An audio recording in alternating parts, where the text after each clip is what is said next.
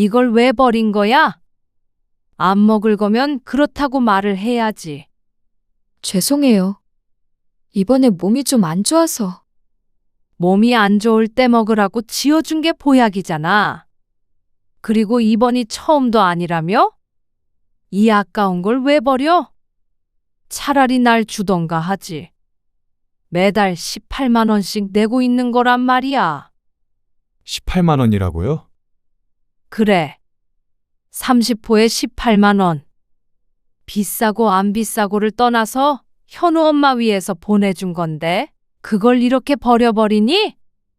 내가 며느리 기가 허한 것 같아서 제일 좋은 걸로 보내달라고 한 거란 말이야. 아, 엄마. 근데 어쨌거나 엄마가 현우 엄마 주신 거잖아요. 그러면 어떻게 하든지 현우 엄마 재량 아닌가요? 오늘 이야기 속 주인공은 67세 남동주 씨입니다. 그리고 그녀의 아들과 며느리에 관한 이야기이죠. 남 씨는 시어머니가 해준 반찬이나 김치를 버리는 며느리는 봤어도 보약을 버린다는 며느리 이야기는 들어본 적이 없었습니다. 아이 낳고 기가 허해서 힘들다던 며느리. 그래서 남 씨의 아들과 육아 문제로 자주 다퉜다 들었습니다. 그래서 기력 보충하라고 흑염소진액도 매달 사주었고 아이도 봐줬습니다. 그런데 제일 좋은 것으로 주문해서 줬던 흑염소진액이 장장 5년간 쓰레기통에 처박히고 있었습니다. 매달 18만 원씩이었습니다. 남 씨는 며느리가 잘 먹는 줄 알고 비싼 쓰레기를 구매하고 있었던 것이었죠. 그 돈이면 남편과 유럽 여행을 다녀오고도 남을 돈이었습니다. 며느리를 위해서 시어머니가 그 정도도 못해줄까 하는 마음으로 며느리가 원하는 한은 앞으로도 사줄 생각이었습니다. 며느리는 그런 남 씨의 마음도 흑염소진액과 함께 쓰레기통으로 처박아 버린 것이었습니다. 돈도 돈이지만 그동안 쏟은 정성이 아깝고 후회가 됐습니다. 그런 심정을 아들 며느리가 과연 알기나 할지 몰랐습니다. 사람의 마음을 아무렇지도 않게 짓밟는 사람에게 진심 어린 사과를 바랄 수 없었습니다. 그렇다면 아들 내외의 방식으로 알게 해줄 수밖에요. 남 씨는 아들이 하나 있었습니다. 그리고 아들은 결혼을 했고 5년 전에 남 씨는 할머니가 되었습니다. 그리고 그 과정에서 우여곡절도 있었습니다. 아이는 아들 며느리가 낳았는데 왜 남 씨에게 우여곡절이 있었느냐면 그건 며느리 때문이었습니다. 언제 애기 보여줄 거야? 아이가 태어난 지 4개월 정도가 지났지만 남 씨는 아이를 한 번도 못 본 상태였습니다. 자꾸만 나중으로 미루는 아들 때문에 기다리고 또 기다렸지만 소식이 없어서 애가 다른 남 씨가 전화를 걸었습니다. 그러자 아들의 목소리가 좋지 않았습니다. 지원이가 컨디션이 너무 안 좋아서요. 왜? 어디 아파? 그냥 힘도 없고 그렇대요. 산후 우울증 그런 거 아니야? 그런 거 같기도 하고요. 잘 모르겠어요. 왜? 혹시 싸웠어? 그러자 아들의 한숨 소리가 들렸습니다. 네가 애 좀 봐주고 도와줘야지. 이 이상 어떻게 도와줘야 할지 모르겠어요. 새벽에도 보고 하는데 낮에는 제가 도와줄 수가 없으니까요. 지원이는 빨리 복직하고 싶대요. 이걸 어째? 맛있는 것도 사 먹이고 하지 그랬어. 그때 보내준 돈은? 그걸로 갖고 싶은 것도 사고. 다 싫대요. 살도 많이 빠지고 힘들어해요. 아들의 말에 남 씨도 근심이 생겼습니다. 애 보는 게 힘든 줄은 알지만 부부싸움을 할 정도로 며느리의 상태가 좋지 않다는 건 심각한 일이었습니다. 이번 주말에 오셔요. 언제까지 애기도 못 보실 수는 없으니까. 지원이한테는 제가 말할게요. 괜찮겠어? 네. 지난주에 장모님도 왔다 가셨어요. 사돈네가 워낙 멀리 살았기에 며느리를 도와줄 수도 없는 모양이었습니다. 농사를 짓기 때문에 안 사돈이 오랫동안 자리를 비울 수도 없고 말이죠. 그리고 아들네 갔을 때 남씨는 놀랐습니다. 헬쑥해 보이는 얼굴과 무기력한 며느리의 모습. 그리고 며느리는 무척 날카로워 보였습니다. 미간에 주름이 가 있었고 남씨 부부의 방문이 달갑지 않은 것이 느껴졌습니다. 남씨의 아들에게도 묘하게 짜증스럽게 말을 하는데 보고 있는 남씨가 불편하고 불안했습니다. 보약이라도 한 채 먹어야겠다. 지쳐서 그래. 기가 허하고. 남편도 며느리를 보더니 혀를 찼습니다. 지켜본 적이 없으니 육아가 얼마나 힘들었는지는 모르겠지만 우선은 몸보신을 해야 할 것 같았죠. 그리고 그렇게 힘들면 애도 좀 맡기고 바람 쐬고 해. 그러자 며느리의 눈이 동그래졌습니다. 우리 집에 맡기고 주말에 데이트를 하던가. 집에서 쉬던가. 정말 그래도 돼요? 그래. 평일에도 힘들면 가끔씩 와서 봐주거나 할게. 그러자 며느리가 눈물을 글썽거렸습니다. 그 모습이 어찌나 안쓰럽던지. 딸은 없지만 어린 며느리가 꼭 딸처럼 느껴져서 무엇이든 도와주고 싶었죠. 그래서 그 뒤로 남씨는 종종 아들네 집에 가서 아이를 봐주었습니다. 가끔은 며느리가 아이를 데리고 와서 남씨의 집에 맡기기도 했습니다. 그러니까 며느리의 안색이 점점 좋아졌습니다. 아들의 목소리도 밝아진 것이 며느리와의 사이가 썩 괜찮아 보였죠. 흑염소 어디서 사야 하지? 흑염소가 좋대? 모임 여자들이 그러는데 흑염소가 여자한테 좋다고 그러던데요. 특히 애 낳고 나서는 몸보신 된다고 쭉 먹는 게 좋대요. 그래? 남편과 남씨는 흑염소 진액을 파는 곳을 수소문했습니다. 인터넷은 못 믿어서 주변에 묻고 물어서 직접 방문을 했죠. 이건 30호에 11만 원이고요. 여기 있는 건 30호에 18만 원이에요. 가격이 많이 차이 나네요. 아무래도 함유량이 다르고요. 녹용도 들어가 있고 그래서 프리미엄 진액이에요.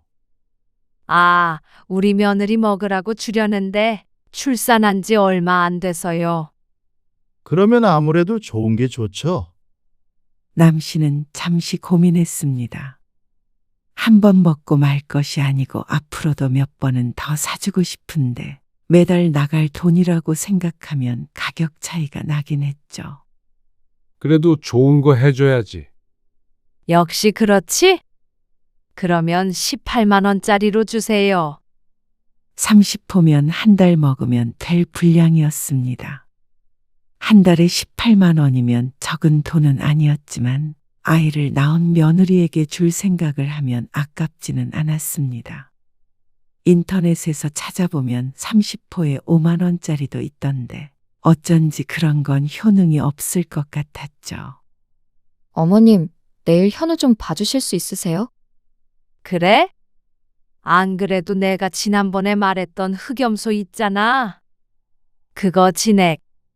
그거 가지고 갖다 주려고 했는데 잘 됐네. 현우 데리고 올 거야? 아님 내가 가야 해? 내일은 어머님이 와주실 수 있으세요? 그래. 알겠어. 다음 날 남씨는 흑염소 진액을 가지고 아들 집으로 갔습니다. 아들은 출근해서 집에 없었고 며느리만 아이를 붙들고 고군분투하고 있었습니다. 현우가 분유를 잘 안 먹으려고 해서요. 이리 줘. 내가 먹일 테니까. 너 외출한다며? 외출 준비해. 네. 감사해요. 남씨는 정성껏 아이를 돌보았습니다. 분유를 안 먹으려고 하길래 어르고 달래가며 겨우 한 병을 다 먹었죠. 그러니까 곱게 차려입은 며느리가 방에서 나왔습니다. 친구들 만나러 가니? 아, 네. 며느리가 민망하다는 듯이 대답했습니다. 그래. 그렇게 스트레스 풀고 그래야지. 네, 그럼 저 다녀올게요. 아, 잠깐만. 남씨가 잠든 아이를 이불 위에다 눕혀놓고 얼른 부엌으로 향했습니다. 그러곤 밥솥에 넣어놓았던 흑염소 진액을 꺼냈죠. 이게 흑염소예요? 며느리가 신기하게 쳐다보았습니다. 보약을 지어주면 먹을 거냐는 말에 고개를 끄덕였는데 막상 검은색 액체를 보니까 약간 겁먹은 것 같기도 했습니다. 이거 되도록이면 전자레인지는 돌리지 말고 밥솥에 넣어놓거나 뜨거운 물 그릇에 떠가지고 잠깐 담갔다가 따뜻해지면 먹어. 하루에 한 포씩. 한 달치 먹을 거 있거든? 다음 달에 또 사줄게. 지금 하나 마시고 가. 귀퉁이를 가위로 잘라서 컵에다 따라서 내미니까 며느리가 코를 막고 마셨습니다. 냄새가 독하네요. 냄새는 그렇긴 한데 여자 몸에 그렇게 좋대? 꼭 마셔. 알겠지? 네. 감사해요. 며느리는 나가기 전에 다시 한번 양치질을 했습니다. 며느리가 나간 뒤로도 흑염소 진액 냄새가 잠시간 집안에 진동했습니다. 남씨는 우유를 먹였던 젖병을 닫고 뜨거운 물로 끓여 소독기에 넣었습니다. 그러고서 뒤를 돌아보니 손자가 깨어날 것처럼 꾸물거렸습니다. 낮에는 길게 자는 법이 없는 손자였습니다. 아이고, 우리 현우. 일어났어? 남씨가 아이에게 다가가 번쩍 들어올렸습니다.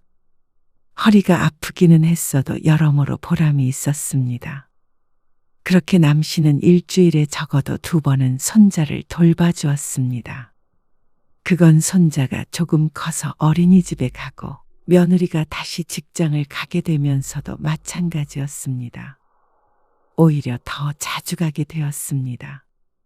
아들 며느리의 퇴근이 늦으면 남씨가 어린이집에서 손자를 데리고 와서 돌봐줘야 했으니 말이죠. 흑염소 잘 먹고 있어? 네. 그럼요. 매일 한 포씩 먹고 있어요. 지원이가 얼마나 좋아하는데요. 그래? 네. 먹다 보니까 버릇이 됐어요. 그래. 그러면 다음 달에도 주문해줘? 그러면 저는 감사하죠. 며느리는 남씨가 보내주는 흑염소 진액을 항상 먹었습니다. 처음에는 한 반년 정도 사줄 생각이었는데 물어볼 때마다 잘 먹고 있다고 하니까 계속 사줄 수밖에 없었습니다. 한 달에 18만 원이 며느리에게 정기적으로 매달 나가는 돈이 되었습니다. 그렇게 시간이 흘렀습니다. 어느새 5년이라는 시간이 지나 손자도 컸습니다. 그리고 그동안 남씨는 비슷한 생활을 했습니다. 어머님, 저 오늘 약속이 있는데 혹시 밤까지 현우 좀 봐주실 수 있으세요? 규현이도 늦는데? 아, 같이 누구 좀 만나기로 해서요. 아, 둘이 같이? 응. 안 되세요? 미리 말씀 못 드려서 죄송해요. 규현 씨가 얘기한다더니 오늘 깜빡했다고 말하더라고요. 아이고, 그래. 어쩔 수 없지. 알았어. 그러면 이따가 현우 유치원에서 데리고 오면 돼? 네. 감사해요. 아, 근데 오늘은 우리 집은 안 될 것 같고 너희 집에서 봐야 할 것 같은데 괜찮니? 아, 저희 집이요? 시간이 지나면서 남씨가 아들 집에 가는 것보다 아들 며느리가 아이를 데리고 와서 남씨의 집에 맡기는 일이 훨씬 많았습니다. 이제는 분유 먹을 나이도 아니고 따로 챙길 짐도 적어서 그런 것 같기도 했고 어쩔 때 보면 며느리가 남씨의 방문을 좀 부담스러워한 것 같을 때도 있었습니다. 남씨는 모르는 척 아들 며느리가 원하는 대로 했습니다. 어디서 보나 남씨에게는 똑같았습니다. 그런데 오늘은 조금 곤란했죠. 오늘 집에 손님들이 좀 와. 술 한 잔씩 할 것 같은데 현우 데리고 있기가 조금 그럴 것 같아. 약속 있으셨어요? 그렇긴 한데 나는 굳이 없어도 되니까. 음식도 남씨가 할 게 아니라 회센터에서 사온다고 하니까 남편으로도 충분할 것 같았습니다. 애초에 남편의 지인들이기에 남씨도 아들 며느리나 도와주는 게 낫겠다 싶었죠. 그러면 저희 집에서 봐주세요. 그래서 남씨는 오랜만에 아들 집에 가게 되었습니다. 현우야, 오늘 엄마 아빠 늦게 오니까 할머니랑 같이 놀자. 와, 좋아. 다행히 손자는 할머니를 좋아했습니다. 아주 어릴 적부터 부모 다음으로 자주 본 사람이기에 어쩌면 당연한 것이었죠. 그 사이에 며느리에게서 전화가 왔습니다. 아이의 밥을 냉장고 어디에서 꺼내서 어떻게 주라고 알려주는 것이었죠. 현우야, 할머니가 밥 해줄게. 잠깐 놀고 있어.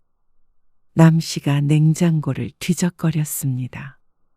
뭐가 어디 있는지 몰라서 여길 열었다 저길 열었다 했는데 우측에 있는 것은 김치 냉장고였습니다. 아, 여기다가 보관하는구나. 남씨가 매달 보내주는 흑염 소진액이었습니다.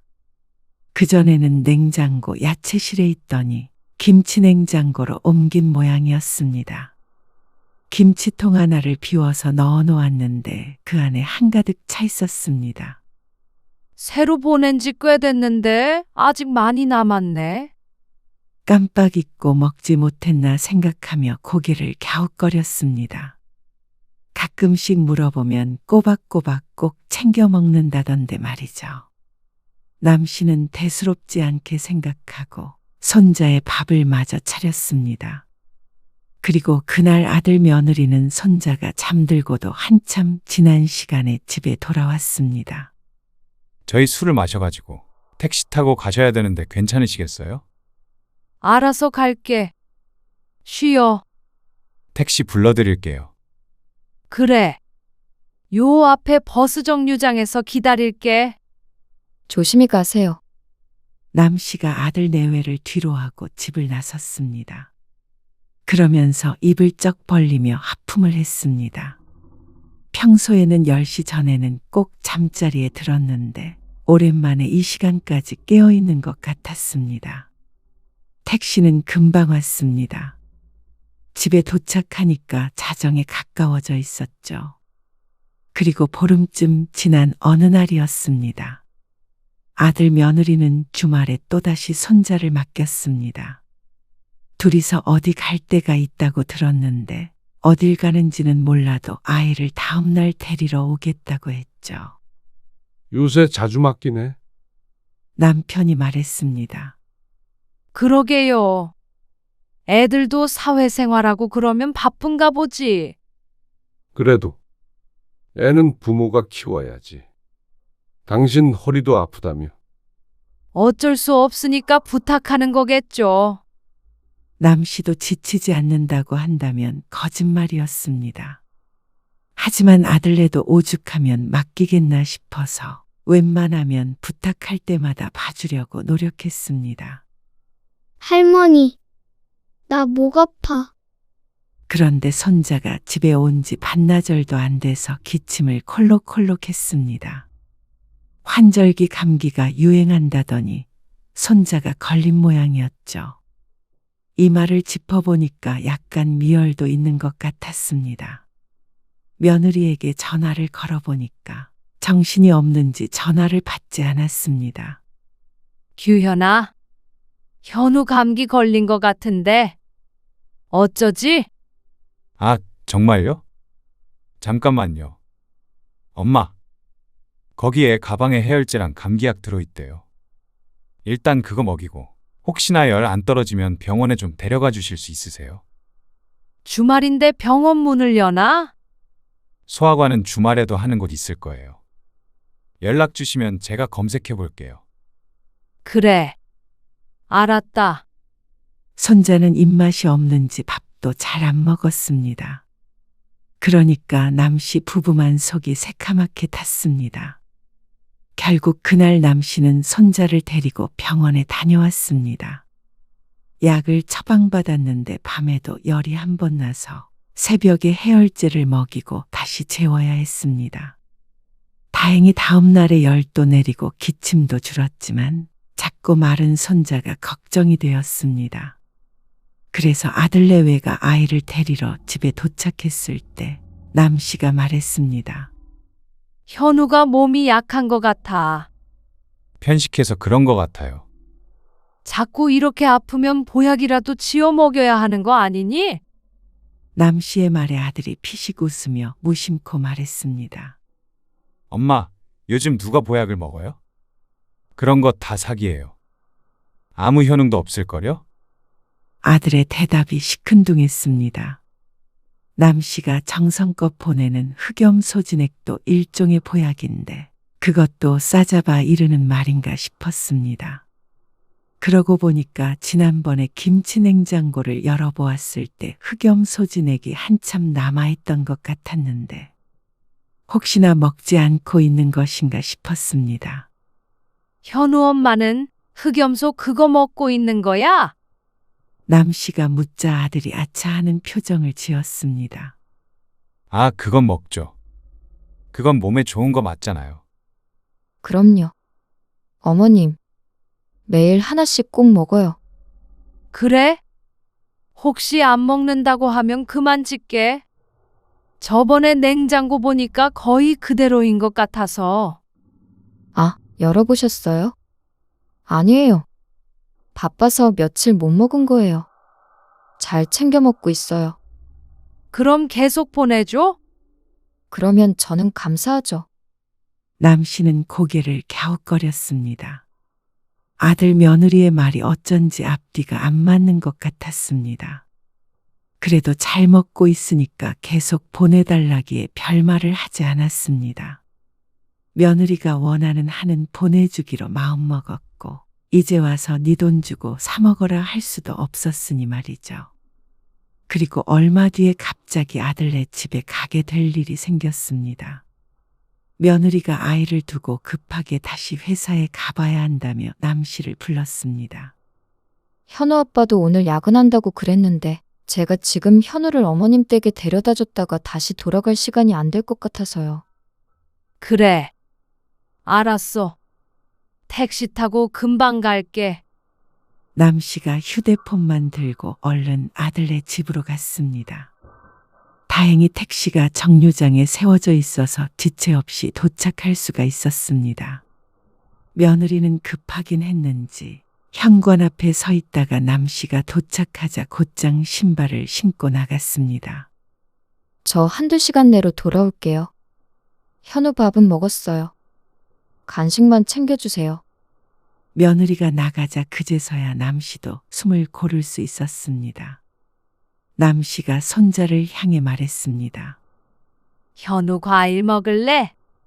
과일 좋아. 남씨는 과일이 있는 김치 냉장고 문을 열었습니다. 그런데 과일보다도 눈에 띄는 게 있었습니다. 어? 남씨는 이상한 걸 발견했습니다. 분명히 며칠 전만 하더라도 가득 차 있던 흑염소 진액이 지금 보니까 눈에 띄게 줄어 있었습니다. 거진 절반 정도가 사라진 것 같았습니다. 이걸 벌써 먹었다고? 대략 개수를 세어보니까 하루에 2포씩 먹었어도 이 정도로 줄지는 않았을 것 같아서 더 이상했습니다. 남씨는 인상을 쓰고 고개를 갸웃거렸습니다. 혹시나 해서 다른 냉장고 문을 열어보았는데도 나머지가 보이지 않았습니다. 이상하다. 할머니. 과일. 잠깐만.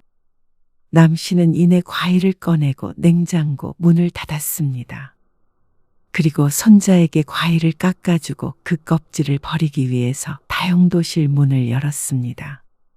그곳에 있는 음식물 쓰레기통에 과일 껍질을 버리고 막 돌아서려는 찰나에 남씨의 눈에 이상한 것이 보였습니다. 세탁기 옆구석에 종량제 봉투와 분리수거 봉투가 나란히 걸려 있었는데 종량제 봉투 밑바닥 쪽에 보이는 것이 남씨의 눈길을 끌었습니다. 보통 때 같으면 살펴보지 않았겠지만 남 씨는 기분이 이상해서 봉지를 열어보게 되었죠. 아니, 이걸 왜 여기에다가 넣어놨어? 그 안에는 진액 팩이 무더기로 들어 있었습니다. 언뜻 보아도 10개가 훨씬 넘어 보였습니다. 지난달 걸 넣어놓은 건가? 아니면 김치 냉장고에 들어있던 걸 넣어놓은 건가? 알 수 없었습니다. 아니면 무슨 문제가 있었는지. 남 씨는 봉투 안에서 하나를 꺼내서 이리저리 돌려보았습니다. 그런데 평범했습니다. 각각 날짜가 적혀 있지 않아서 언제 것인지 알 수 없었습니다. 하지만 분명한 건 이렇게 많은 것들을 먹지 못하고 버리려고 했다는 것이었죠. 물론 무언가 매일 챙겨 먹는다는 건 매우 힘든 일이었습니다. 당연히 어쩌다 보면 건너뛸 때도 있을 것이고, 그러다 보면 남기도 하겠죠. 매달 일정한 날짜에 보내주기 때문에 남으면 다 먹어치우는 것도 일이겠다 싶기는 했습니다. 그런데 이렇게 한꺼번에 버릴 정도라면 이건 미리 말을 했어야 하는 거 아닌가 싶었습니다. 거의 절반 정도를 버린 것 같은데 이 정도면 어림잡아 9만 원이었습니다. 지금 쓰레기 봉투에 9만 원이 들어있는 것이나 마찬가지였습니다. 다 못 먹었다고 말을 했다면 보름 늦게 보내면 되는 것이었는데 남 씨는 매일 잘 먹는다길래 정말로 그런 줄로만 알고 있었죠. 남 씨는 심란한 마음을 애써 다잡았습니다. 요새 바빠서 정신이 없다는 건 알고 있었습니다. 그래서 오늘 며느리가 남 씨를 급하게 불렀어도 이상하게 생각하지 않았습니다.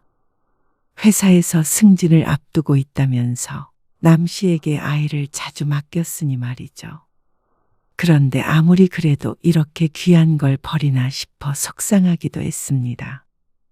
지난번에 꽉 차 있던 걸 확인했는데 오늘 보니 절반밖에 없어서 이상하긴 했습니다. 아마 남 씨의 말에 버린 것 같았죠. 남 씨는 이따가 며느리가 오면 이걸 보여주며 따져야 하나 생각했다가 이내 고개를 저었습니다.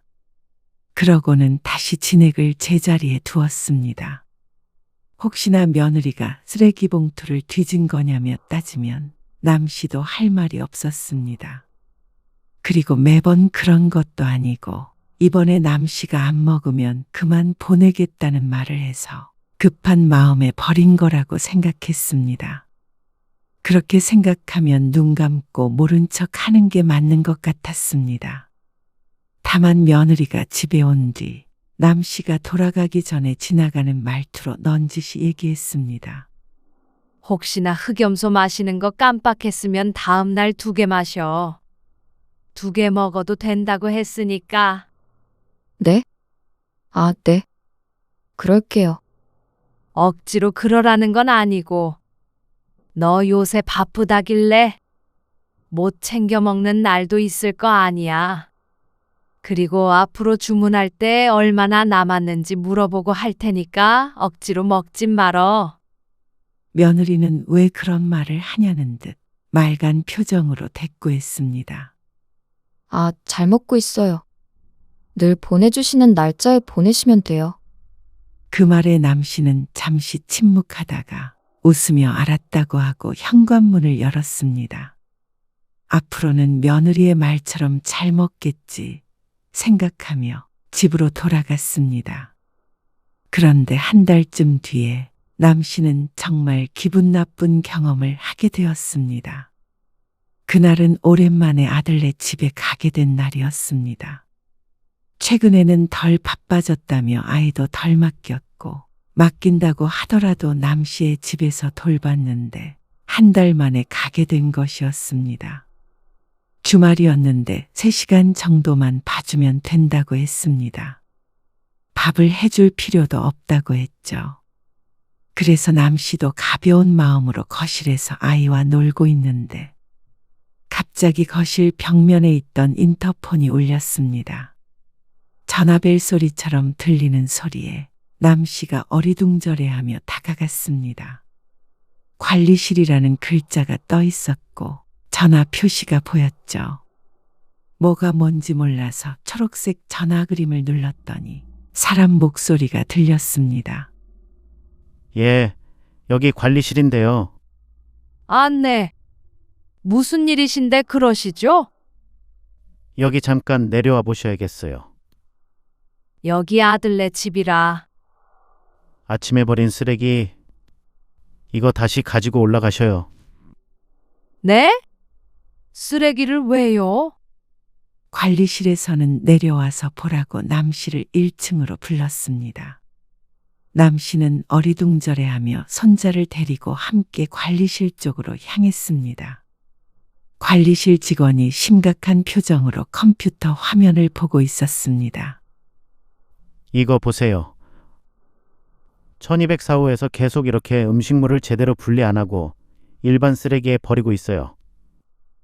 화면에는 며느리가 봉투를 들고 분리수거장으로 걸어가는 모습이 찍혀 있었습니다. 오늘 아침인 듯 같은 차림새였습니다. 음식물이라니요.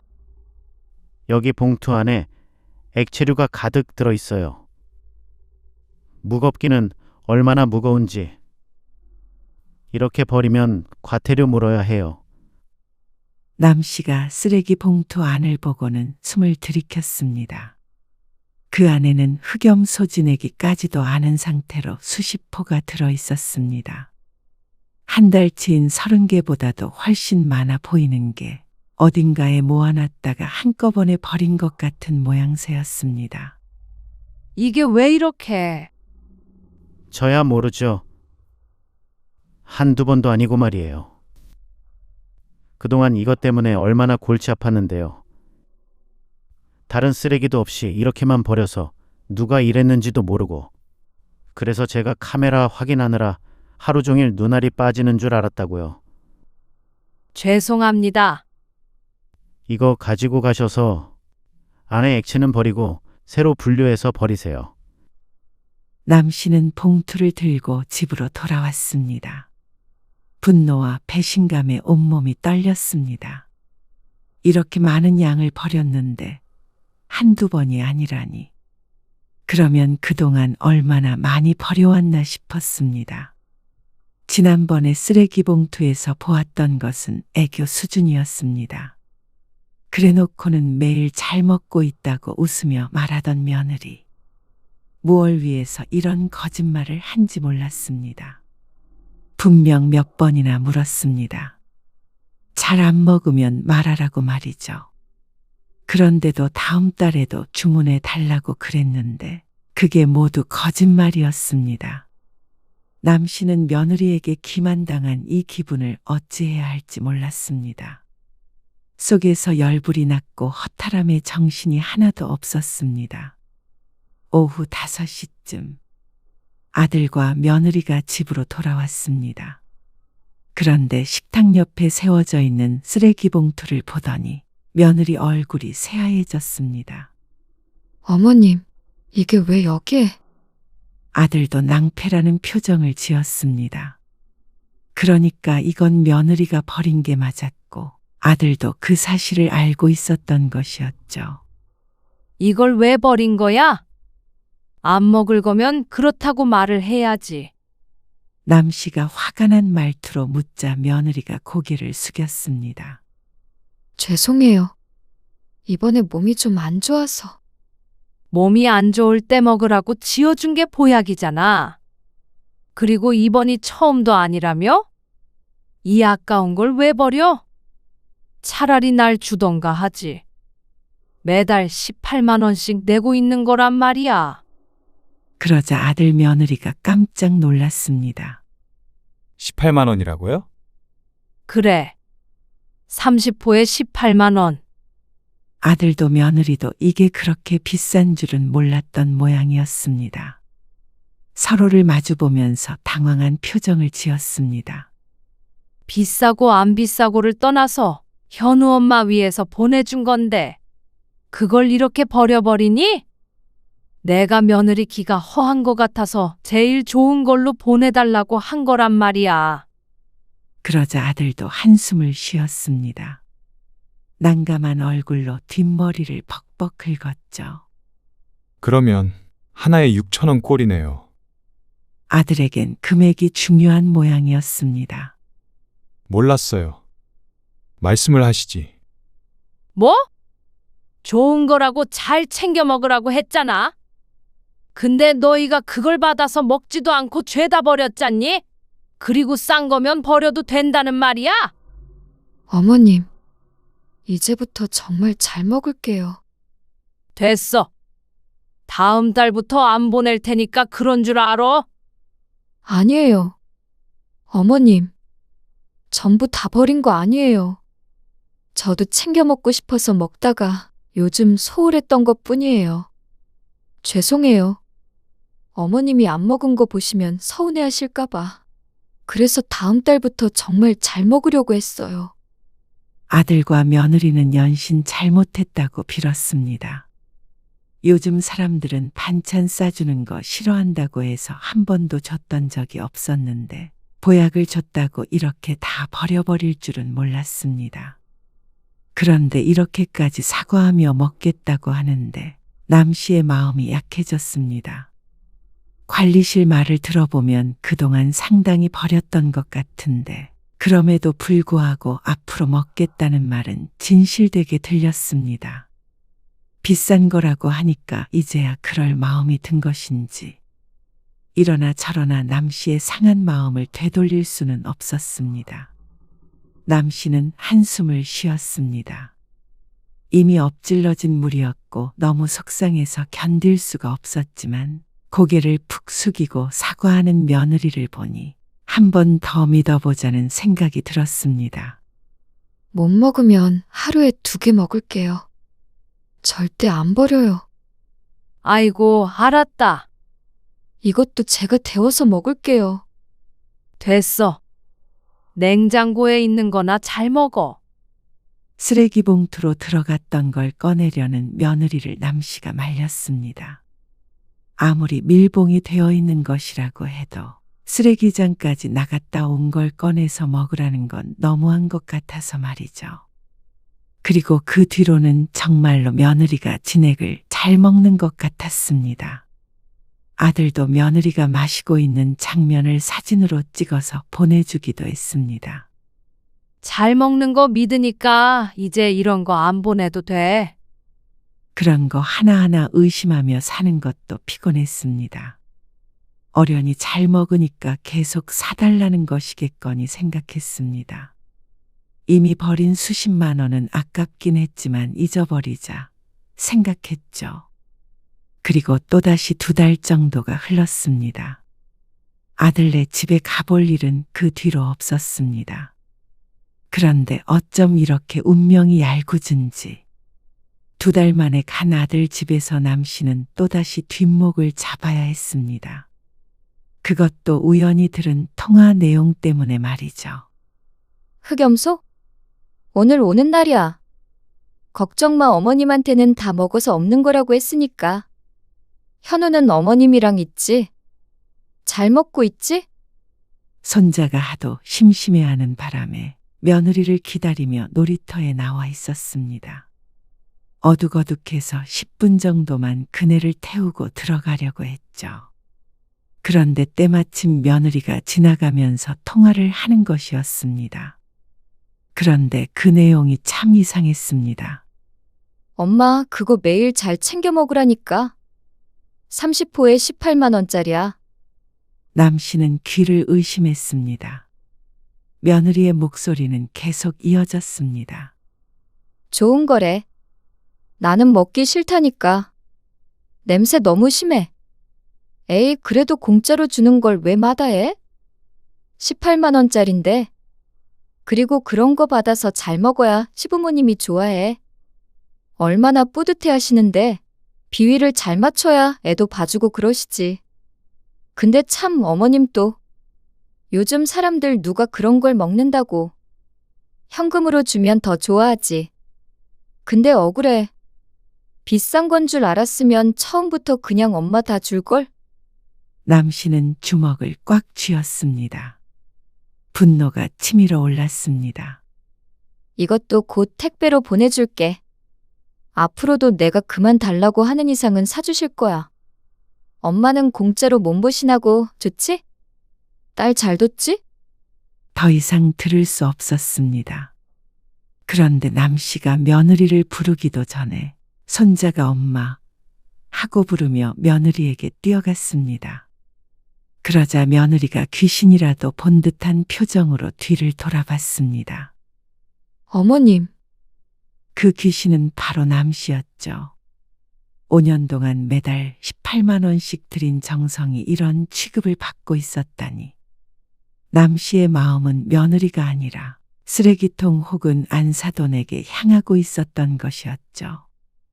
그동안 자신은 무엇을 위해 5년 동안이나 헛짓을 하고 있었나 싶었습니다. 눈앞이 깜깜해지는 것 같았습니다. 그리고 며느리가 너무나 괘씸했습니다. 차라리 2달 전에 잘 안 먹게 돼서 그랬다고, 이제는 보내주지 말라고 했으면 그때 끝났을 일이었습니다. 비싼 것이라고 하니까 굳이 받아서 친정엄마를 줄 거라고는 상상조차 하지 못했습니다. 그리고 그게 남씨가 며느리에게 준 것임을 알면서도 받아먹는 안사돈은 도대체 무슨 생각인지 몰랐습니다. 너 정말 구제불능이구나. 그게 아니고요. 됐어. 이제는 뭐라고 해도 믿지도 않는다. 현우 데리고 들어가라. 어머님, 이 일은 그냥 못 넘어가는 것만 알아둬라. 뒤에서 며느리가 부르는 소리가 났습니다. 하지만 남씨는 그대로 돌아서서 집으로 돌아왔습니다. 나중엔 아들에게서도 전화가 왔지만 받지 않았습니다.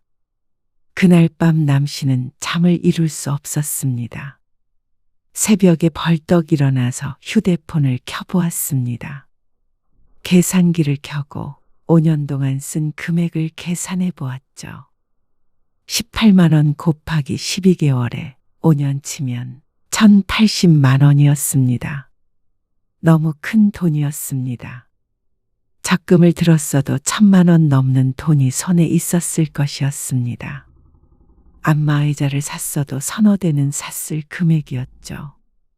안마의자는 돈 아까워서 맨날 고민만 하다가 말았는데 하나밖에 없는 며느리 입으로 들어가는 건 그저 좋다고 매달 보냈습니다. 얼마나 바보 같은 선택이었는지 몰랐습니다. 1,000만 원 넘는 돈을 그냥 허공에 태워버렸어도 이처럼 아깝지는 않았을 것이었습니다. 차라리 당신 사고 싶다던 낚시대나 사줄 걸 그랬어. 남씨는 자고 있는 남편을 향해서 중얼거렸습니다.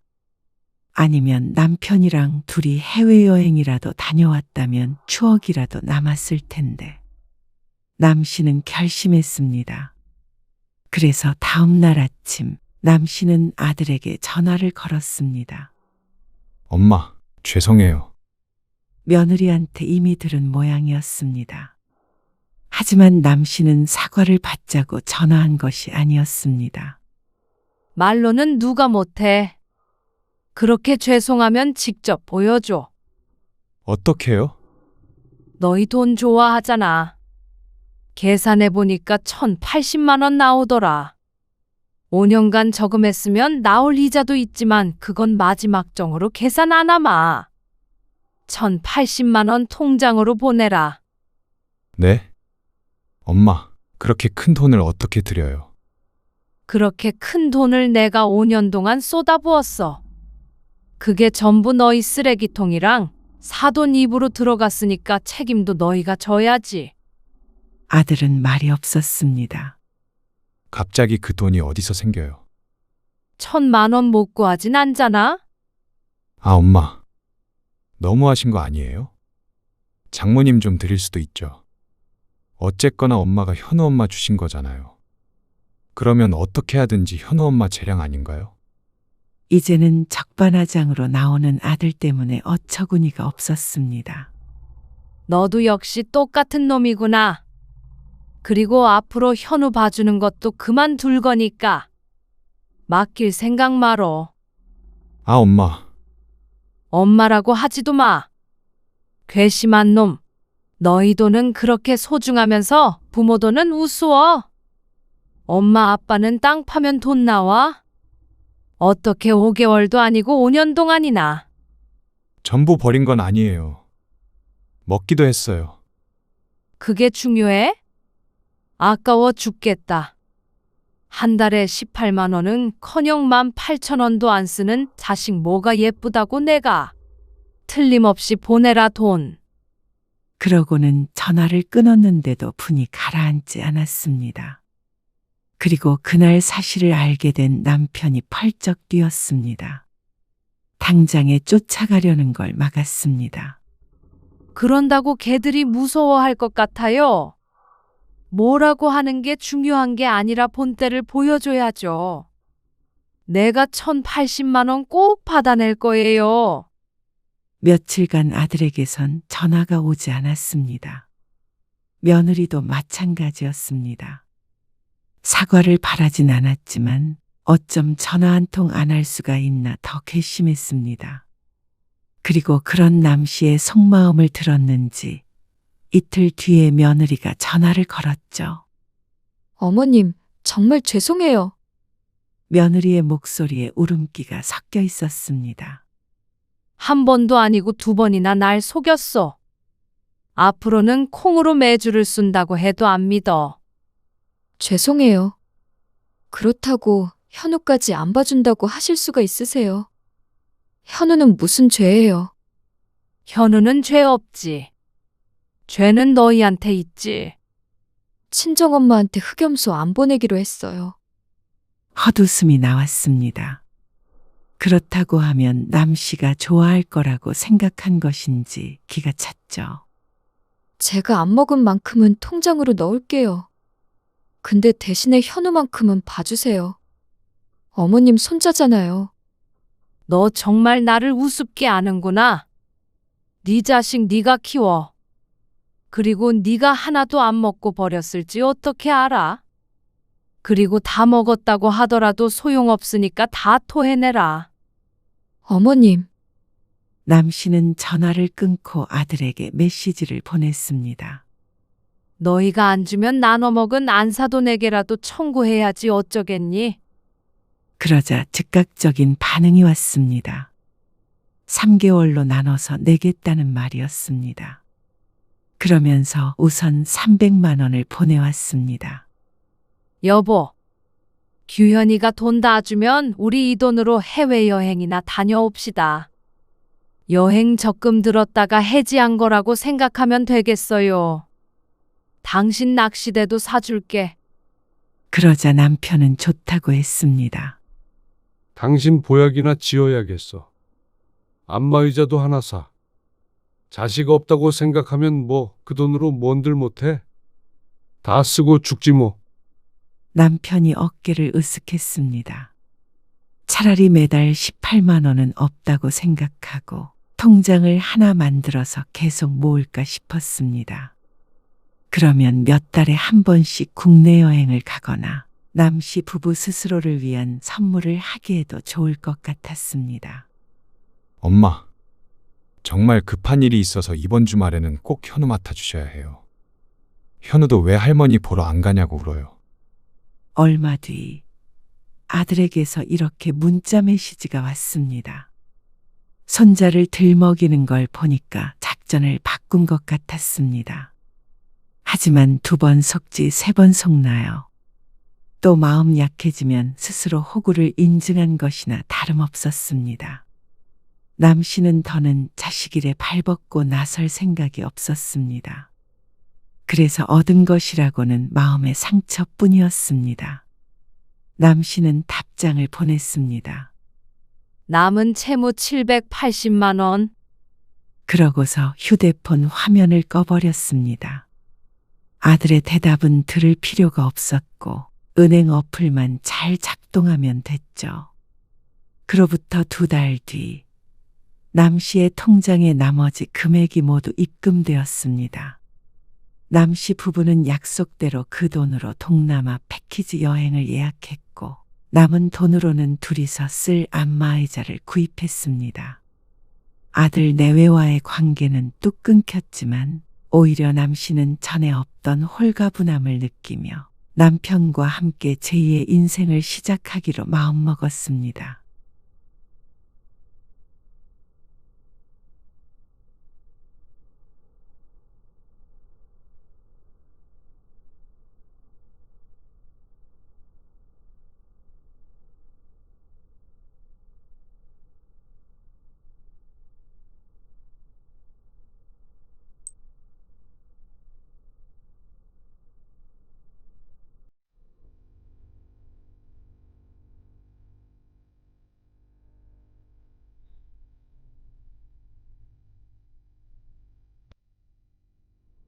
재산은 아들한테 주시고 효도는 딸한테 바라시네요. 뭐?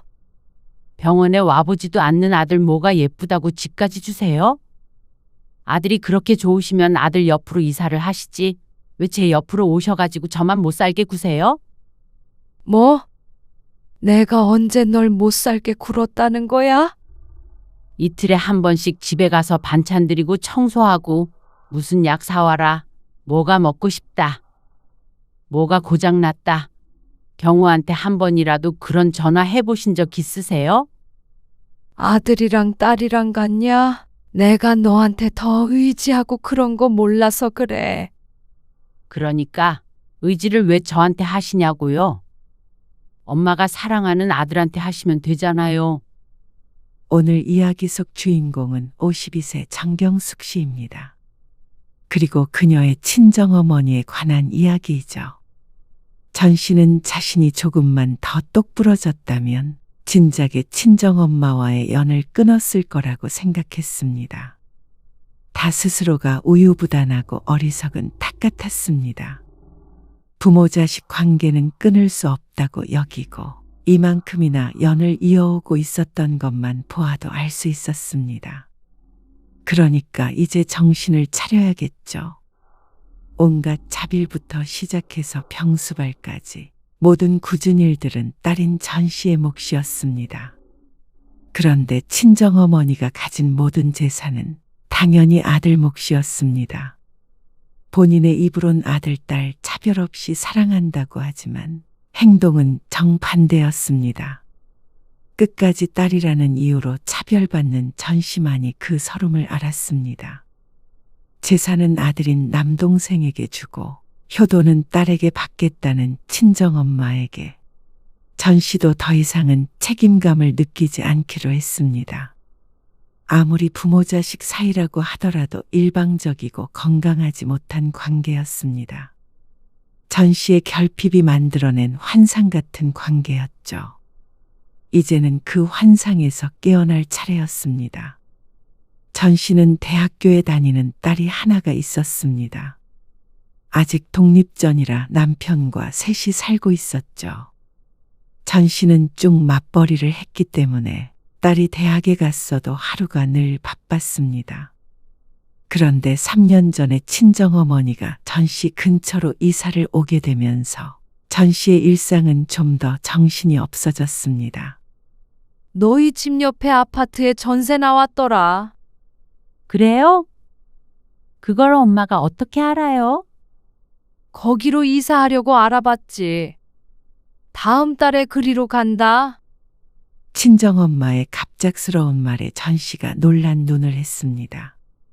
너도 매번 이렇게 오기가 힘들잖냐?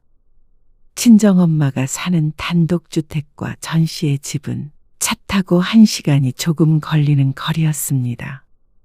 그녀의 말대로 매번 왔다 갔다 하기는 쉬운 곳은 아니었습니다. 상의는 없었고 통보에 가까웠습니다. 그런데 어머니가 본인의 집을 이사하겠다는데 전 씨가 이래라 저래라 할 입장이 아니었습니다. 그리고 나쁘지 않은 결정이라고 생각하기도 했습니다. 혼자 사는 친정엄마를 들여다보러 오늘처럼 주기적으로 방문해야 했으니 말이죠. 그게 너한테도 좋겠지? 너희 동네가 병원도 가깝고 살긴 더 좋잖아. 나도 말년에 자식 근처에 살고 싶어. 그렇게 하세요. 그래서 일주일에 한 번씩 보던 친정엄마를 적어도 이틀에 한 번씩 보게 되었습니다. 걸어서도 갈 수 있는 위치였기 때문에 친정엄마도 전 씨에게 연락하거나 부르는 횟수가 늘었죠. 토요일 오전, 전 씨는 회사에 안 나가는 날인데도 불구하고 일찍 눈을 떴습니다. 전날 회식이 있었던 탓에 몸이 천근만근이었습니다. 하지만 새벽부터 울려대는 휴대폰에 더는 자지 못하고 몸을 일으켜야 했습니다. 벌써 일어났어? 오늘도 장모님 댁가? 응. 금방 다녀올게요. 가끔은 처남한테도 말해보지 그래. 바쁘대. 그리고 엄마가 이런 일에 아들 부르는 거 봤어요? 전 씨는 가볍게 말했지만 뒤돌아 쓴웃음을 지었습니다.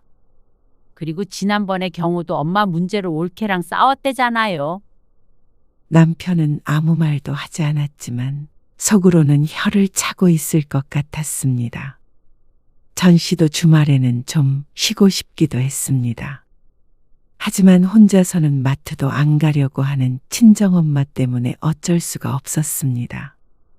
여태 아침밥도 못 먹고 기다리고 있어. 오고 있는 거야? 지금 장 봤어요. 바로 갈게요. 전 씨가 마트에서 계산을 하고 있는데 그 사이를 못 참고 어머니에게서 전화가 왔습니다. 그리고 집에 도착했을 때는 잔뜩 뿔이 난 상태였죠. 그러게 어젯밤에 오라니까 왜 이렇게 기다리게 해? 회식이었다니까요. 콩국수가 그렇게 드시고 싶으셨어요? 그저께부터 자꾸만 생각이 나니까 그렇지. 이 앞에 마트 가면 있는데 다녀오시지 그러셨어요. 딸 냅두고 힘들게 거기까지 가냐? 어머니의 말에 전 씨는 뒤를 돌며 한숨을 쉬었습니다. 얼른 한 그릇 만들어 봐. 아침부터 드시게요? 너도 한 그릇 먹고 가. 저는 금방 집에 가서 윤지 아빠랑 먹어야죠. 전 씨는 서둘러 콩국수를 만들었습니다. 그리고 어머니가 식사를 하는 동안 냉장고에 장봐온 것을 정리했습니다. 반찬은 안쪽에 있는 것부터 드시라니까요. 그거 버리지 말어. 먹을만 하니까. 달라요. 전 씨는 오래된 반찬들을 버리고 집에서 새로 가져온 반찬과 마트에서 산 식재료로 냉장고를 채웠습니다. 다음 주 병원 예약은 확인하셨어요? 아니, 깜빡했네. 수요일에 가야 해요? 근데 그날은 경우 불러야 할 것 같은데. 경호는 왜? 저 회사 이번에는 빼기 힘들어요. 경호가 얼마나 바쁜 줄 아냐? 엄마, 저도 바빠요. 시간 내서 가는 거죠.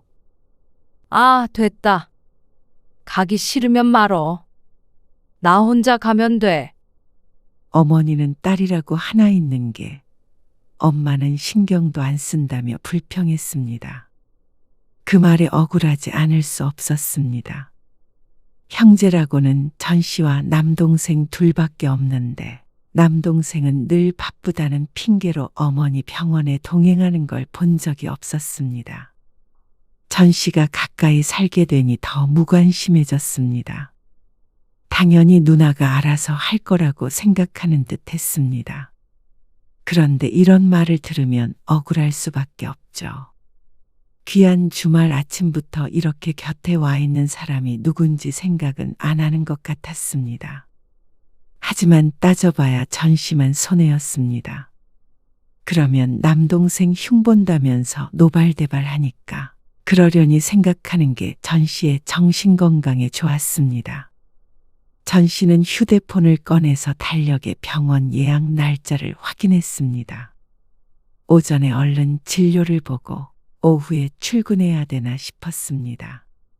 수요일 오전에 제가 연차 내고 같이 갈게요. 됐다. 혼자 갈 수 있어. 말투만 보아도 토라진 게 티가 났습니다. 서로 떠넘기는 것처럼 보여서 그런 것 같았죠. 이런 어머니의 모습을 보면 늘 마음에 걸려 내가 하고 말지 하는 생각을 하게 됐습니다. 지난번에도 혼자 가신다고 하고 엉뚱한 시간에 가서 헛걸음하셨잖아요. 어머니는 대답하지 않았습니다. 전 씨는 식탁 옆에 있는 약 바구니를 확인했습니다. 혈압약, 당뇨약, 관절약. 제때 복용해야 할 약이 종류별로 깔끔하게 정리되어 있었습니다. 당연히도 전 씨가 만들어 놓은 것이었습니다. 약은 잘 드시고 계시죠? 어머니가 고개를 끄덕였습니다.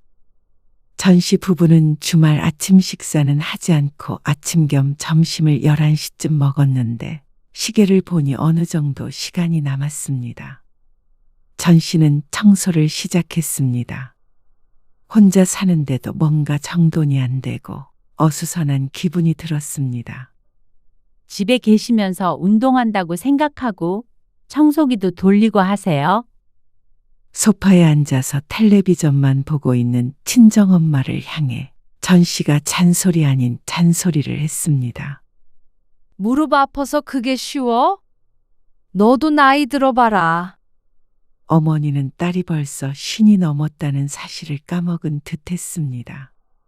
점심은 반찬 꺼내가지고 챙겨 드세요. 전 씨도 이제는 집에 돌아가야 했습니다.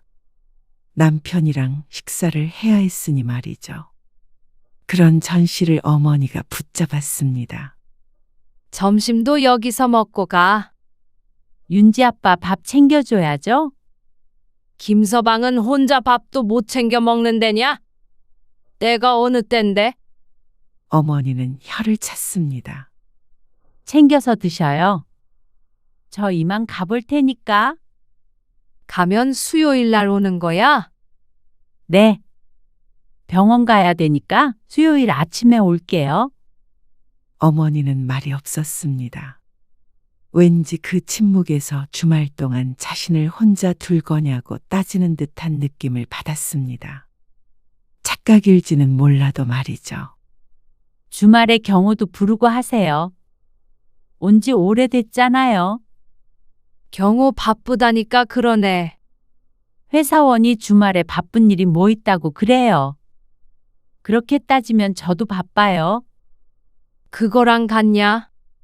남자가 큰일 하는데 이런 자질구레한 일까지 신경 쓰게 하면 안 돼. 자질구레한 일. 전 씨는 그 말을 곱씹었습니다. 그러면 자신은 왜 매일같이 이런 자질구레한 일을 하고 있는지 몰랐습니다. 둘 다 똑같이 회사를 다니고 있는데 어째서 전 씨와 남동생이 다르다는 것인지. 전 씨는 혼자서 작게 고개를 저었습니다. 어머니의 이런 점은 익히 알고 있었습니다. 늘 말로는 아들, 딸 똑같이 생각한다고 하지만 무의식 중에 본심이 나오곤 했죠. 그리고 경호가 엄마 신경은 쓰냐? 너나 되니까 이렇게 오지. 그러니까 딸 하나가 열 아들 안 부럽대잖아. 마무리도 늘 똑같은 레파토리였습니다. 저 이만 가볼게요. 그리고 다음 주에는 와서 열무김치 좀 담가줘라. 지난번에 네가 사온 건 맛이 없어. 네, 알겠어요. 어머니 집을 나와 엘리베이터를 기다리며 전 씨는 깊은 한숨을 쉬었습니다. 집에 돌아오니 남편이 소파에 기대 앉아 있었습니다. 왔어? 장모님 잘 계시지?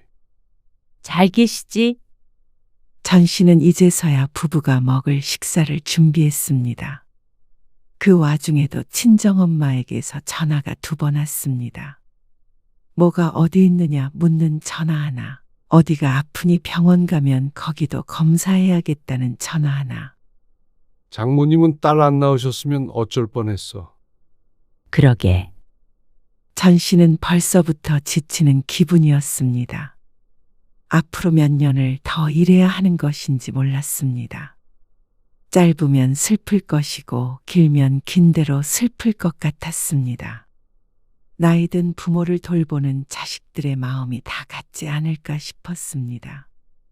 그러던 어느 날이었습니다. 일요일 오후였습니다.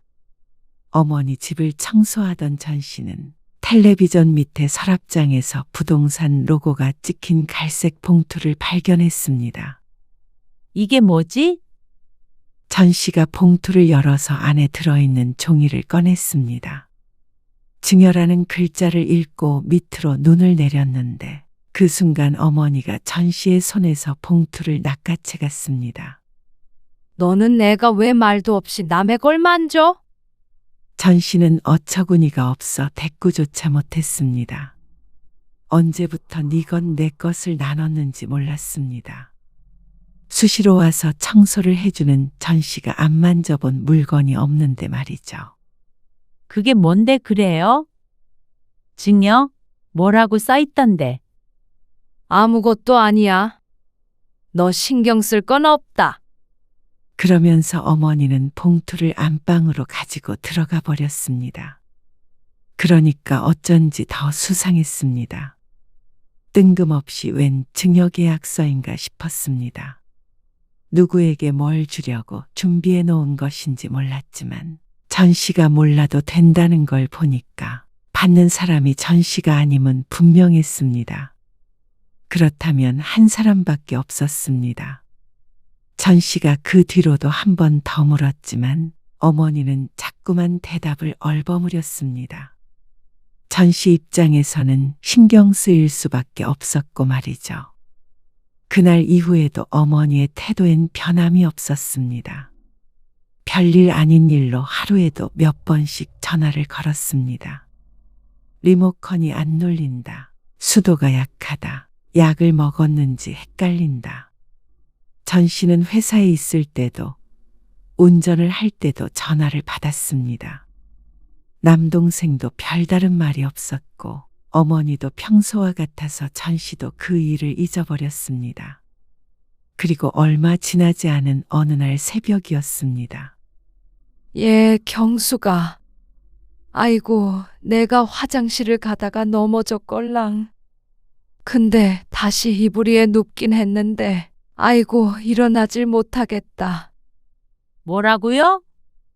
괜찮으신 거예요? 안 괜찮으니까 전화를 했지. 이거 아무래도 허리가 잘못된 것 같아.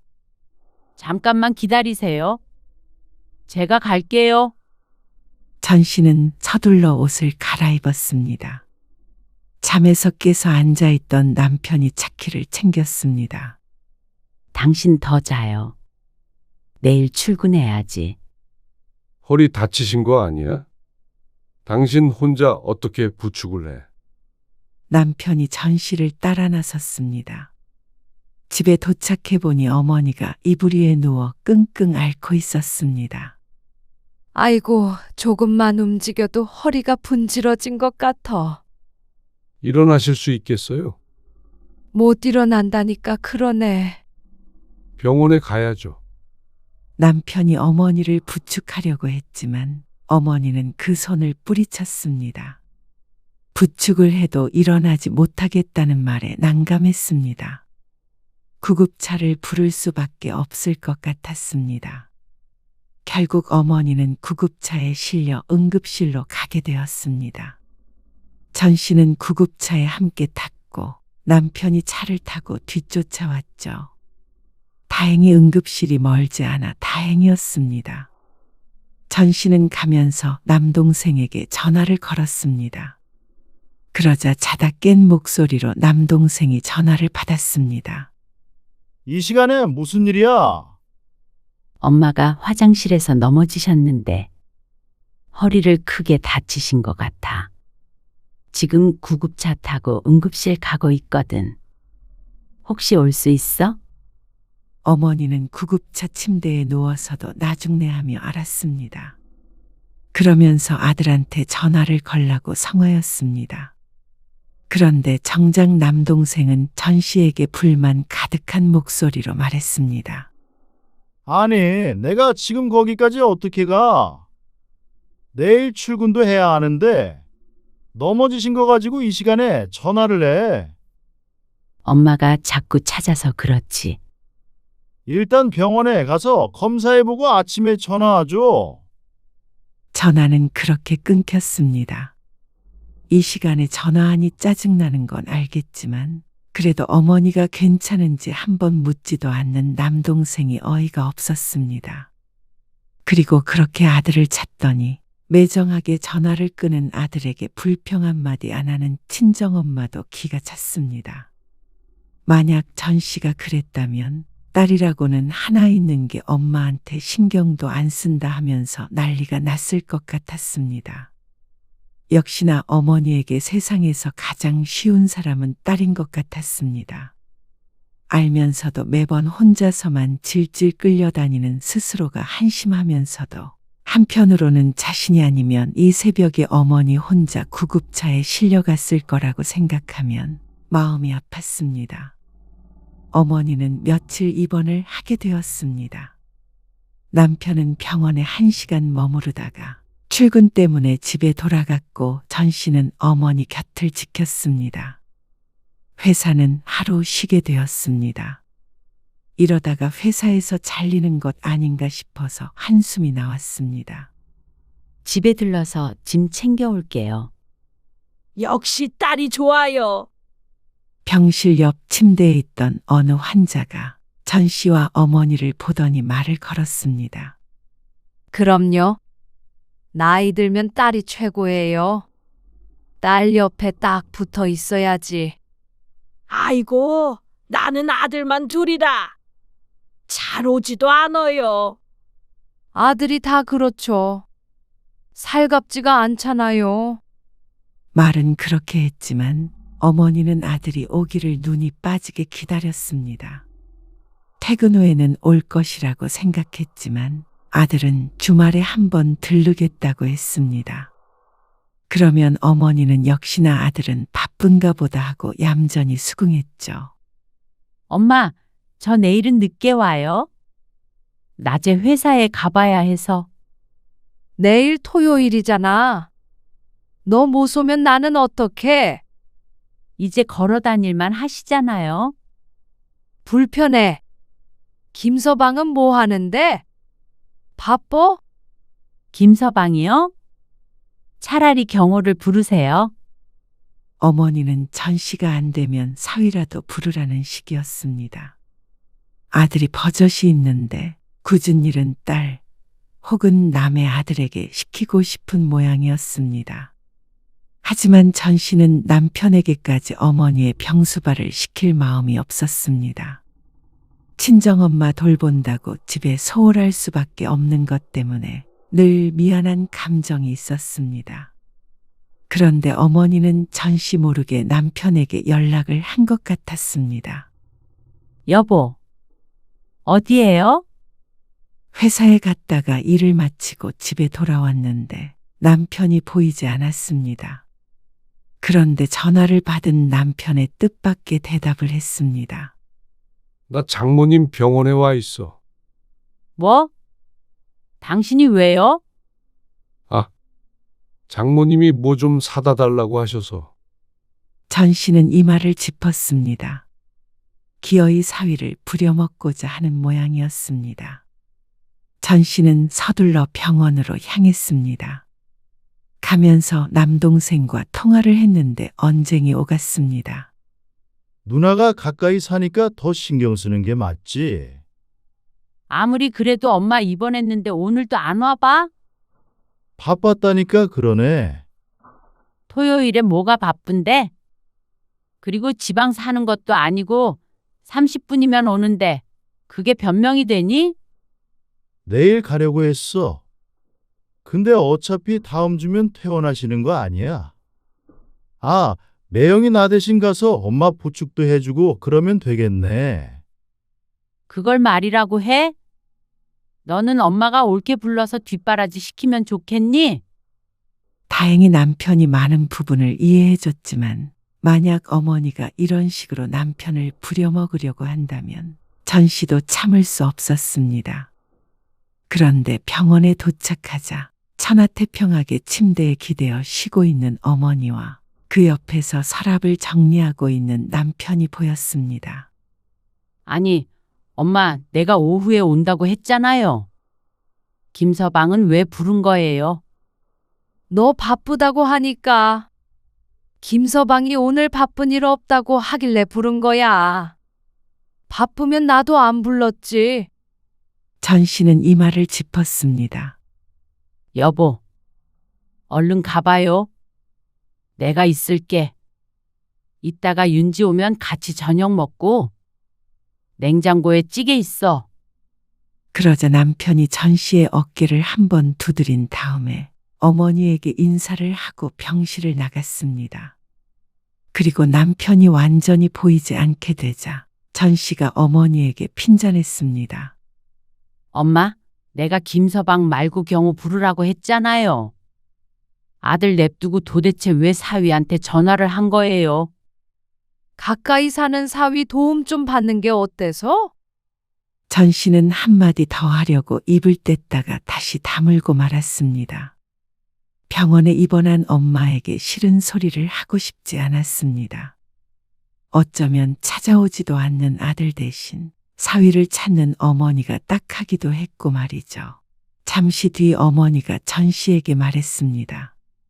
퇴원해도 혼자서 지내는 건 힘들 것 같으니까 너희 집에서 한 보름 있어야 될 것 같아.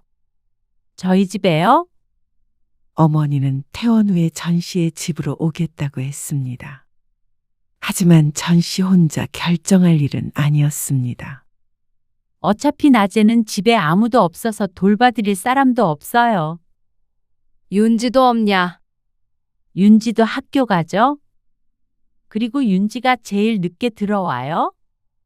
차라리 보름 정도만 낮에 간병인을 쓰는 게 낫겠어요. 아이고, 돈 들게 무슨 간병인이야. 그냥 너희 집에서 좀 쉰다고 생각하면 돼. 일일이 부축해 줄 필요도 없어. 너도 왔다 갔다 하는 것보다 그게 덜 피곤할 거 아니야. 김서방한테도 물어봐야죠. 장모가 아픈데 싫다고 하면 그게 잘못된 거지. 어머니는 막무가내였습니다. 전 씨는 또다시 한숨을 목구멍 안으로 밀어넣어야 했습니다. 너 아니면 날 누가 챙기냐? 경호 그놈 봐라. 한 번 오지도 않는 거.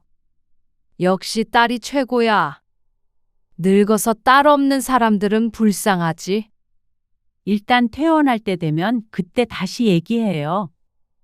상태 괜찮으면 굳이 그럴 필요 없잖아요. 전 씨는 차마 남편에게 친정엄마를 보름이나 모시고 있자고 말할 수가 없었습니다. 남편은 한 번도 시집 식구 일로 전 씨를 속썩인 적이 없었고 항상 우리 가정이 우선이었습니다. 그런 남편에게 자꾸만 친정엄마 문제로 신경 쓰이게 하는 것 같아서 마음이 불편했습니다. 화장실 갈 테니까 부축 좀 해라. 어머니의 말에 전 씨는 침대로 다가갔습니다. 어머니는 딸이 최고라고 하는데 딸로 태어난 것이 잘못이었습니다. 아들로 태어난 남동생은 이런 일 한 번 안 하고도 불평 한마디 안 들으니 말이죠. 그러다 해가 졌을 때쯤이었습니다. 전 씨도 이만 돌아가 봐야 했습니다. 남편과 통화를 하기 위해서 병실을 나섰다가 5분쯤 뒤에 돌아왔는데 어머니가 누군가와 통화를 하고 있었습니다. 그래. 퇴원하면은 같이 가서 등기만 이전하면 돼. 그래. 병원에는 언제 올 거야? 못 와? 알았다. 괜찮아. 네 누나 있잖아. 그래. 경호예요? 전 씨가 다가가 말을 걸자 어머니는 화들짝 놀라며 휴대폰을 침대 위로 떨어뜨렸습니다. 그러더니 휴대폰에다 대고 서둘러 말했습니다. 이만 끊자. 누나 왔다. 근데 등기 이전은 무슨 말이에요? 전에 살던 집 아직 정리 안 된 거예요? 이사한 지가 한참인데 당연히 그 부분은 정리하고 왔을 거라고 생각했습니다. 그게 왜 궁금해? 그런데 어머니의 반응이 이상했습니다. 아니, 경호랑 등기 이전 얘기를 하길래 궁금해서 그렇죠. 등기 이전은 무슨? 네가 잘못 들었겠지. 잘못 들었다고요? 그럴 리가 없었습니다. 그러다가 지난번에 어머니 집에서 봤던 서류가 생각이 났습니다. 증여라는 단어가 적혀 있는 것만 보았는데 거기에다가 등기 이전을 같이 가서 한다면 바보가 아니라도 일이 어떻게 되어가고 있는지 알 수 있었습니다.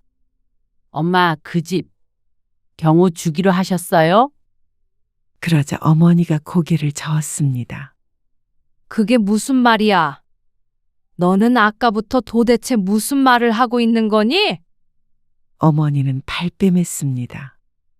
하지만 연기와는 거리가 멀었습니다. 뜨끔한 표정이 모든 걸 말해주고 있었습니다. 엄마, 진짜 그런 거예요? 아니, 그것도 왜 거짓말까지 하면서. 그러자 어머니가 표정을 달리했습니다. 그래도 아들내미 집 한 채는 해줘야 하지 않겠냐? 엄마, 너무 서운하게 생각하지 말어라. 서운하게 하지 말라고요? 그래, 어떻게 서운할 행동을 해놓고 일방적으로 서운해하지 말라고 말할 수가 있는지 몰랐습니다. 전 씨는 어처구니가 없었습니다. 재산은 아들한테 주시고 효도는 딸한테 바라시네요. 뭐? 병원에 와보지도 않는 아들 뭐가 예쁘다고 집까지 주세요? 아무리 아들이라도 그러고 싶은가 싶었습니다. 전 씨는 자식이 딸 하나밖에 없지만 만약 여럿이었다면 자신에게 잘하는 자식에게 더 마음이 갈 것 같았습니다. 그런데 친정엄마에게는 그런 것들은 전부 상관이 없는 것 같았습니다. 그저 아들이기만 하면 되는 모양이었습니다. 여태까지 그렇게 살아왔던 것처럼 말이죠. 같은 시대에 살고 있는 사람이 맞나 싶었습니다. 아들이 그렇게 좋으시면 아들 옆으로 이사를 하시지. 왜 제 옆으로 오셔가지고 저만 못 살게 구세요? 뭐? 내가 언제 널 못 살게 굴었다는 거야? 이틀에 한 번씩 집에 가서 반찬 드리고 청소하고 무슨 약 사와라. 뭐가 먹고 싶다. 뭐가 고장났다. 경호한테 한 번이라도 그런 전화 해보신 적 있으세요? 아들이랑 딸이랑 같냐? 내가 너한테 더 의지하고 그런 거 몰라서 그래? 그러니까 의지를 왜 저한테 하시냐고요. 엄마가 모든 걸 다 주고 싶은 사랑하는 아들한테 하시면 되잖아요. 그러자 어머니는 말이 없었습니다. 병원에도 경호 보고 오라고 하세요.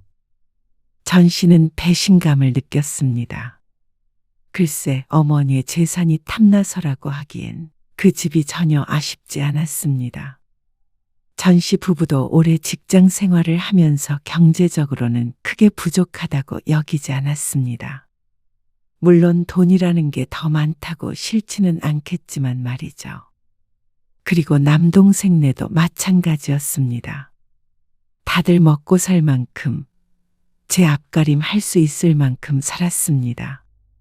그런데 이렇게 화가 나는 이유는 하나였습니다.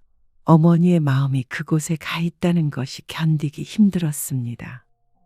그렇다면 차라리 전 씨를 거들떠도 안 봤다면 진작에 발길을 끊었을 텐데 어머니의 몸은 마음과는 다르게 늘 전 씨의 옆에 있었습니다. 마음 따로 몸 따로. 딸은 고생을 해도 되고 귀한 아들은 좋은 것만 주고 싶은 어머니의 심정이 눈에 보이는 것 같았습니다.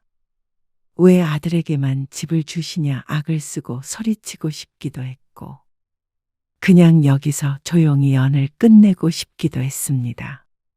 전 씨도 어떻게 하고 싶은지 몰랐습니다. 전 씨는 어머니에게 최선을 다했습니다. 아버지가 돌아가시기 전부터 그 후까지 장녀인 자신이 어머니를 끝까지 책임져야 한다고 생각했던 것 같았습니다. 하나밖에 없는 부모를 전 씨는 사랑했습니다. 그러니까 그동안 섭섭하고 서러운 일이 있어도 다시는 보지 말자 소리가 쉽게 나오지 않았던 것이었겠죠. 전 씨의 50평생에 다 열거하기도 힘든 일들이 있었습니다. 남동생과 차별해서 서글펐던 기억들도 한자리를 차지했죠. 그럼에도 모든 걸 묻어두고 살고 있는데 어머니는 그런 전씨를 가만히 두질 않았습니다. 끝까지 그 마음을 배신했죠. 내가 딸이라고는 너밖에 없는데? 그깟 돈 몇 푼 때문에 엄마 가슴에 대못을 박아야겠니? 하지만 어머니에게는 끝까지 부족한 딸이었던 것 같았습니다. 퇴원하면 저희 집에 오지 말고 엄마 가슴에 대못 안 박는 아들에게 가세요. 이런 매정한 기집애. 그렇게 말하면 누가 무서워할 줄 알고 그래?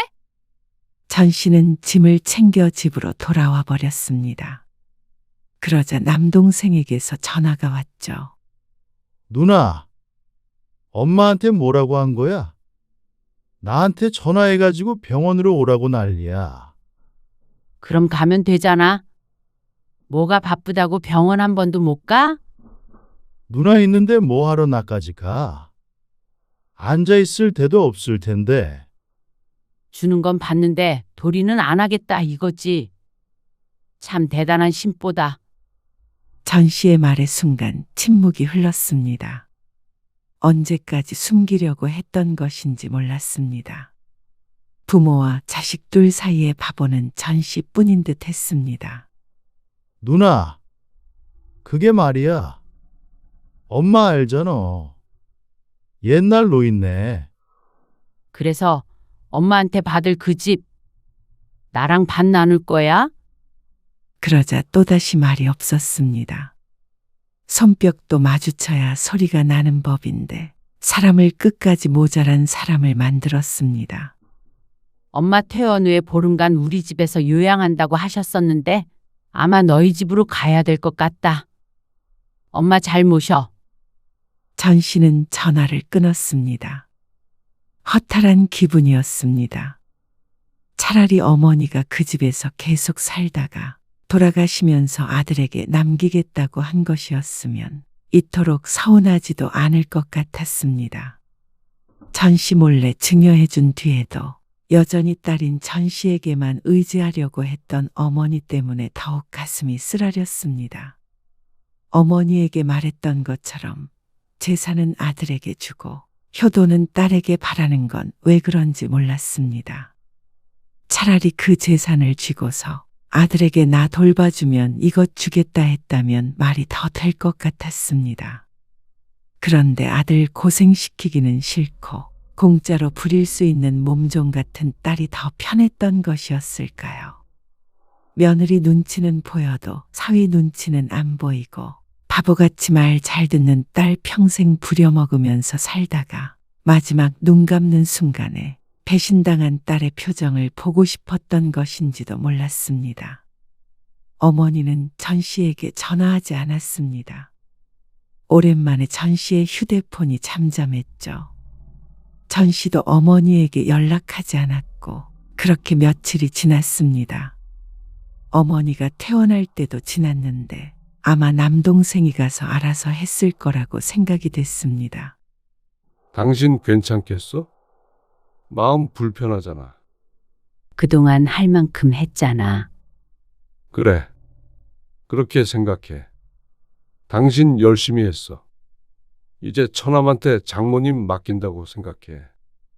남편의 말에 다소 위로는 되었지만 그렇다고 상처가 치유되는 건 아니었습니다. 그런데 또다시 며칠이 흘렀을 때 남동생에게서 전화가 왔습니다. 누나! 전 씨는 대답하지 않았습니다. 그런데 남동생은 뭐에 화가 난 것인지 전 씨에게 따지고 들었습니다. 엄마 좀 모시고 가. 내가 왜? 내가 왜? 너무한 거 아니야? 누나는 엄마 자식 아니야? 그러면서 하소연을 했습니다. 애도 아니고 하나하나 옆에서 챙겨줘야 하느냐고. 우리도 생활이 있는데 어떻게 엄마만 챙겨? 아니, 우리 집 근처로 이사까지 오시겠다고 하는데 어떡하냐고. 어떡하긴 뭘 어떡해. 가까이 사는 자식이 챙겨야지. 언젠가 동생이 전 씨에게 했던 말이었죠. 나는 몰라. 이러다가 이혼당하게 생겼어. 일단 엄마는 엄마 집에다가 모셔놓을 테니까 누나가 좀 들여다봐. 그 정도 받았으면 도리는 해야 하는 거 아니야? 내가 받겠다고 했냐고? 엄마가 준 거지. 받는 사람이 있으니까 준 사람도 있겠지. 누나, 정말 이럴 거야? 남들 보면 다들 딸이 부모 챙겨. 그 딸들은 차별을 안 받았나 보지. 절반 주면 돼. 그러면 누나가 엄마 챙길 거야. 어처구니 없는 말이었습니다. 동생이 전 씨를 어떻게 생각하고 있는지 알 것 같았습니다. 친정엄마도 무시하는 딸을 남동생이라고 존중할까 싶었습니다. 아니, 그 집 내 명의로 돌리면 뭐? 그게 말이 돼? 전 씨도 동생이 그러지 않을 거라는 걸 알았습니다. 그럴 거였으면 진작에 나눴을 것이었습니다. 사람의 욕심이라는 것이 그랬습니다. 아니, 그런 집 없어도 돼. 나는 그거 안 받고 엄마 부양 그만하련다. 너는 그래도 보수는 받았지 않냐? 만약 엄마가 일찍 돌아가시면 유류분 청구할 테니까 오래오래 사시게 건강하게 잘 모셔. 누나, 사람이 왜 이렇게 냉정해? 천하의 불효녀라 그런다. 그러니까 네가 효자 노릇해. 전 씨는 생전 처음으로 이렇게 차갑게 얘기해 본 것 같았습니다. 전 씨는 더는 동생의 목소리를 듣지 않고 전화를 끊어버렸습니다. 한동안은 정신을 못 차렸습니다. 멍하니 있을 때도 있었고 갑자기 부하가 치밀어 올라서 화병이 날 것 같을 때도 있었습니다. 당장에 엄마를 쫓아가 따지고 싶기도 했죠. 그동안 그렇게 부려먹고 아들에게만 홀랑 집을 줘버리고 싶냐고 삿대질하며 소리 지르고 싶었습니다. 하지만 그게 다 무슨 소용인가 싶었습니다. 이미 지나간 시간들은 돈 따위로 보상받을 수가 없었습니다. 이제 와서 그 집을 전부 전 씨에게 주겠다고 해도 다시는 친정엄마에게 돌아가고 싶지 않았습니다. 그동안 엄마를 위해 쏟았던 모든 것들은 자식으로서의 마지막 도리라고 생각하고 싶었습니다. 최선을 다했기에 앞으로 죄책감을 느끼지 않을 수 있을 것 같았습니다. 그래서 전 씨는 곧 풀을 털어버릴 수 있었습니다. 아마 그 정도 재산을 받았으면 동생도 옳게도 어머니에게 책임감을 느끼게 됐을 것이었습니다. 그러면 이제는 바톤을 넘겨주었다고 생각하고 전 씨는 전 씨의 삶을 살면 그만이었습니다. 여보, 주말에 윤지가 같이 놀러 가자는데. 정말? 좋지? 그리고 금요일 저녁에 밖에서 외식하자. 좋아. 그리고 전 씨는 모든 의무에서 해방되었습니다. 그러다 보니 전보다 많은 시간이 생겼습니다. 마음의 여유도 시간만큼 비례해서 생겼습니다. 늘 쫓기는 기분으로 살아왔었습니다.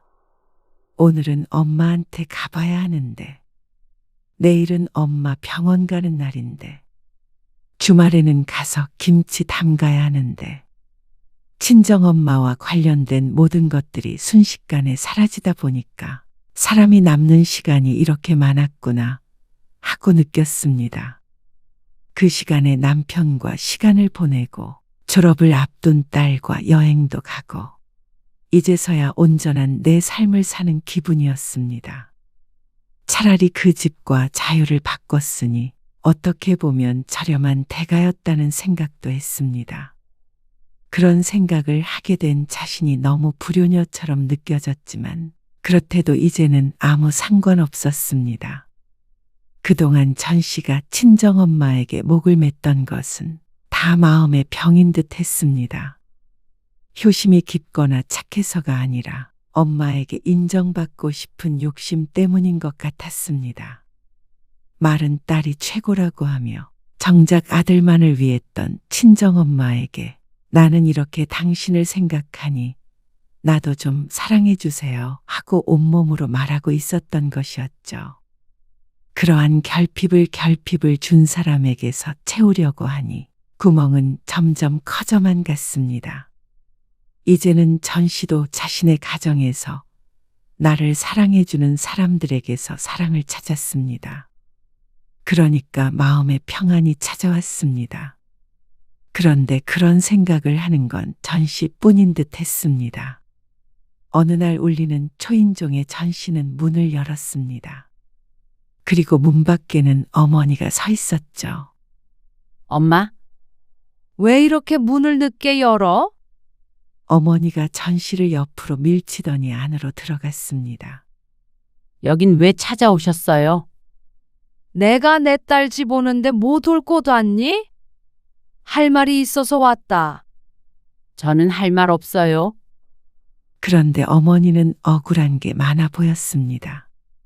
경호 그놈 자식이 말이야. 그 집에 있다고 얼마나 눈치 줬는지 아냐? 어? 희준이 엄마도 말이야. 내가 지들 결혼할 때 해준 게 얼만데. 그걸 왜 저한테 말하세요? 내가 누누이 말했잖아. 나한테는 너밖에 없다고. 그 무심한 놈이 뭘 알아? 그놈이 나중에 나 더 늙으면 쳐다나 보겠니? 그래서 내가 생각을 고쳐먹었다. 전 씨는 아무런 대답도 하지 않았습니다.